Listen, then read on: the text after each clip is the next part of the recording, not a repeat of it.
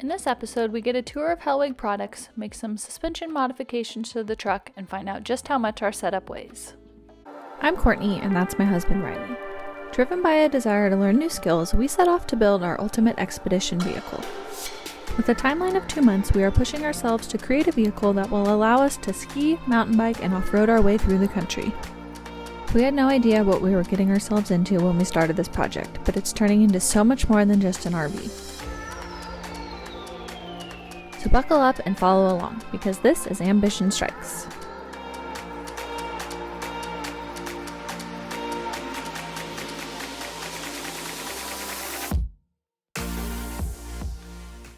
Hey Courtney, we're out of coffee.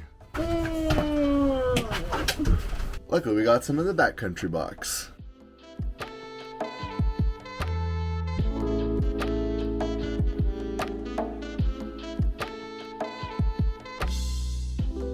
We found a beautiful campsite on our drive home. We are not going straight home, we have a pit stop to make.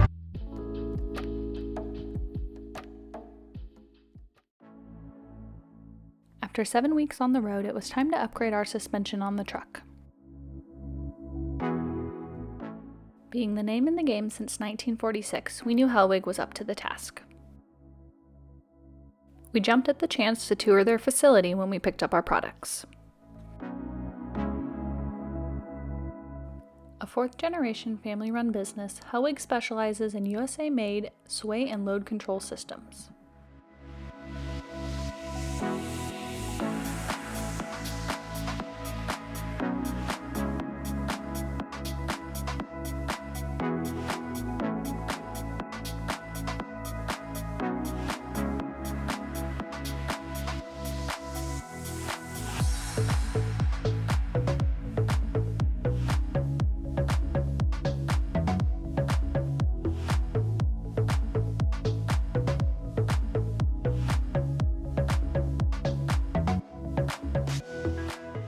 Mike from Hellwig Suspension Products here with Riley to talk about their truck with a custom-made camper on the back. If you step back a little bit, this truck leans a little bit towards the back. It has what we call the saggy bottom blues. What we'll put on here is our helper spring. It'll help to bring it back up to stock ride height and give it a little bit more spring rate to help with the additional weight. The other thing that we're going to do is we're going to add a rear sway bar onto this. What that's going to do, it's going to help to limit the body roll itself going around turns, at highway speeds, in windy conditions, and just give the vehicle a much more planted feel both on and off road. This would be the rear end of your truck. On a factory rear sway bar, if it comes with one, typically that would only happen if you get a tow package. This is your factory bar. Its sole job is to keep the chassis or the body of the vehicle parallel with the axle itself. As you can see here, with little effort, I can flex it down quite a bit. Where we come in is we manufacture our larger bars made of 4140 forged chromoly steel. I can stand on this and I don't get any flex at all. This is going to reduce the body roll much more than a factory sway bar.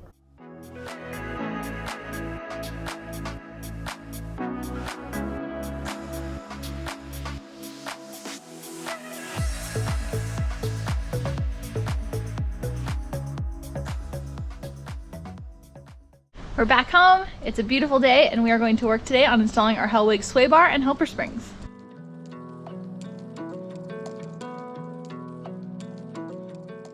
Floor jack is broken. Probably means low on oil and needs new seals, but I don't really have a seal kit, so I'm just going to try putting some oil in it and see if we can get it to work for this project.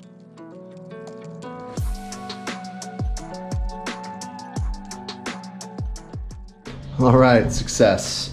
I think it's time to order a rebuild kit for the cylinder on this. It'll work long enough to get our lift kit installed. Riley refers to instructions as another man's opinion. I prefer to read the instructions before beginning the install. So then I get Courtney's opinion. A woman's opinion.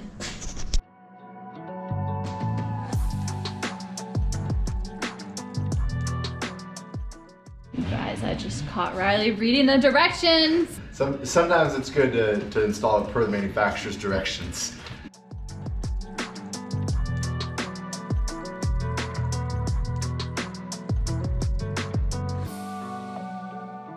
Our gray water tank that we installed in place of the spare tire carrier is causing some clearance issues with the sway bar links, but it looks like if we extend this portion of the link by 2 inches, then they're going to clear.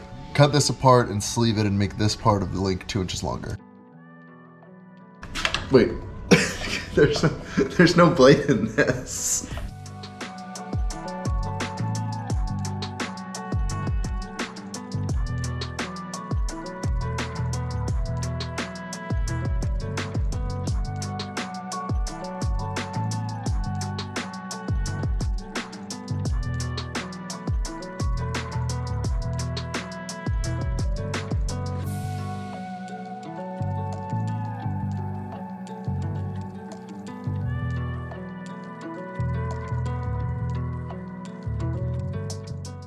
Just casually standing here with a crowbar. You take me out?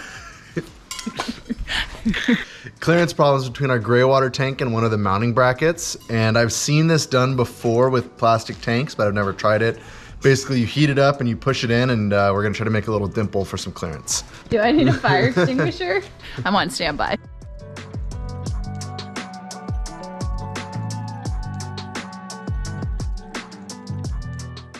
Who put this gray water tank here?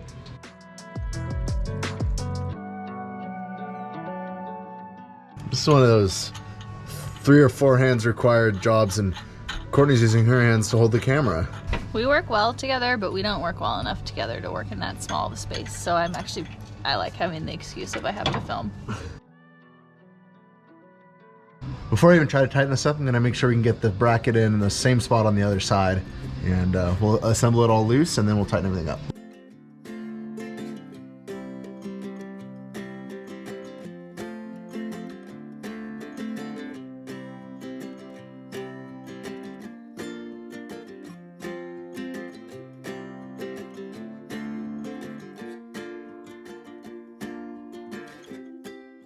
Our next project is to install these Pro Series helper springs from Hellwig. These install on top of the leaf spring and clamp down to provide some additional lift and spring rate to the truck. What's also cool about them is they're adjustable, so you can dial in your ride height.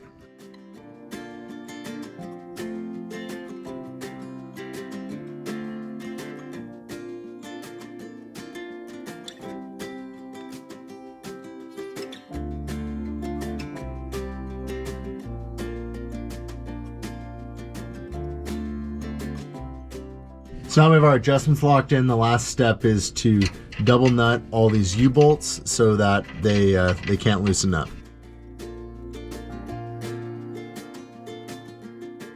We do have a clearance issue between this U-bolt and our gray water drain, so I'm just going to cut it off really quick with a cutoff wheel. All right, we have the helper springs installed, we have the sway bar installed, and we're gonna go take this thing for a drive. See what happens.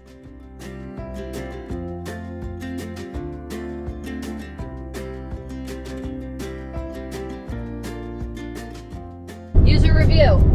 I think it's a night and day difference with before the sway bar and after the sway bar, especially when cornering or going up driveways, kind of crossways. In our old camper setups, I used to get car sick from the rocking, so I'm super sensitive to it. And I notice a significant difference, especially when Riley changes lanes on the freeway. We have way less sway than we did before. Let's talk about your GVWR, which stands for your gross vehicle weight rating. This is something that you can find on the door sticker of your truck. The GVWR is the maximum legal weight that your truck can be when rolling down the road if you add up the weight on all 4 tires. There's nothing you can do to change this number. No amount of sway bar, helper springs, or airbags changes your truck's legal GVWR. The GVWR of our truck is 11,700 pounds. When we started this build, after removing the bed from the truck, we were at 7,200 pounds. So after we hit the road, we decided to get ourselves weighed. That way we knew we were gonna be fully loaded down with all of our gear, all of our equipment, full groceries, we were full fuel, Courtney and I in the truck, dogs in the truck. We even ate lunch before we got weighed. Our total weight after all of that is 11,200 pounds, leaving us just 500 pounds of extra leeway in our GVWR. As we start to make upgrades to the truck, we're gonna need to be really weight conscious about what we add and pay attention, and we might have to start leaving some stuff behind. You don't want to be over your GVWR for a lot of different reasons. The biggest one being you are breaking the law. Yeah, you don't want to break the law. It opens you up to a lot of liability too. Something else that we want to touch on is when it comes to the weight of your vehicle is the tires you are running. So when selecting new all-terrain tires for this truck, we had to be pretty careful about what we chose to make sure that not only were they a load range E, but that the weight index rating was high enough for the weight of this truck. That's another reason that someone might go with a dually truck instead of a single rear wheel truck, is you are going to get more weight capacity because you're going to have 4 tires to distribute that weight over instead of 2. Modifications we made to the truck, the sway bar, the helper springs, again, they don't increase the GVWR. They don't make it so we can carry above that weight. They just make it more comfortable to drive down the road, and we've already noticed an improvement. I'm excited to see what it's like on the next leg of our trip. A lot of people have asked us how much the camper, empty, dry, whatever weighs, but the reality is it doesn't matter because that's not how we're using it. We're always loaded down with all of our gear. Our best guess would be that the camper weighs about 2,500 pounds. So that's 1,500 pounds worth of water, us, the dogs, and gear. And it really shows you how heavy that stuff can be. And it just goes to show how quickly the weight can add up as you start stacking your gear in. We are super happy with our truck for the application we're using it in. I think if we were to build a larger camper, we would absolutely start with a larger truck. So our advice is to know your weight, buy the proper truck, and go have fun. We're only getting started on our truck mod, so make sure to hit that subscribe button to see what we do next.